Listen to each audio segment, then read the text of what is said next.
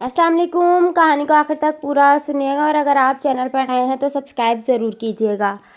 बाबा जी कब्र बनानी है। आज से 30 साल पहले की बात है। हमारे गांव में एक कुरकन रहता था जो अब फौत हो चुका है।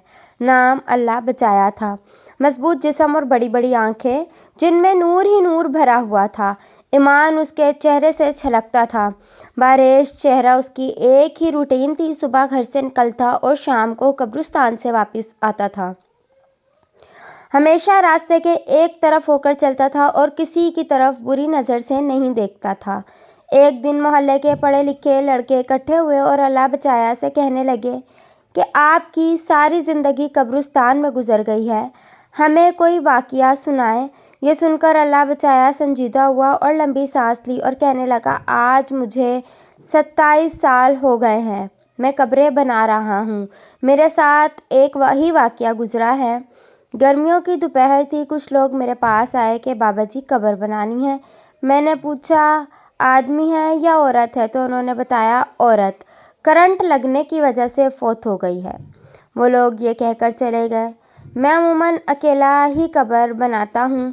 मैंने सख्त गर्मी में कब्र बनाना शुरू कर दी। दोपहर 2-2:30 बजे तक कब्र मुकम्मल हो गई।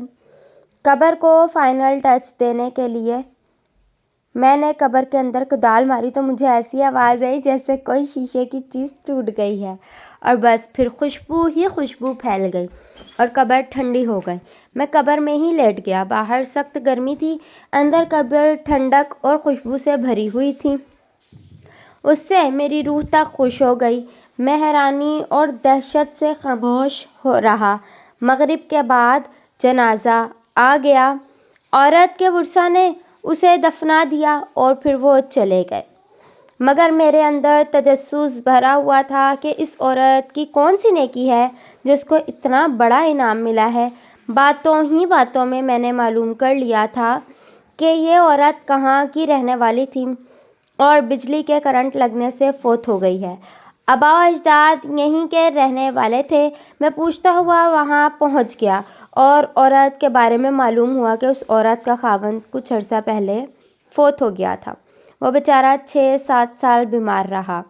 उस औरत ने दिन रात उसकी खिदमत की। खावंद की शदीद बीमारी के बावजूद उसके साथ बेवफाई नहीं की और दिलो जान से उसकी तीमारदारी करती रही।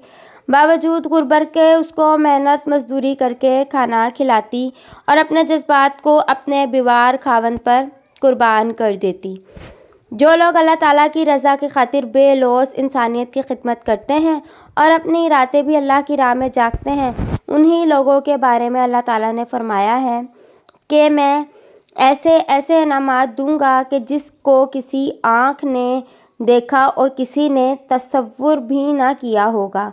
खुश नसीब हैं वो लोग जिनकी कब्रें खुशबूदार और ठंडक से भरी हुई हैं। दुआ है कि अल्लाह ताला हमें और सब मुसलमानों को बख्श दे और आखिरत में ठंडक अता फरमाए। आमीन या रब्बुल आलमीन। अल्लाह हाफिज़।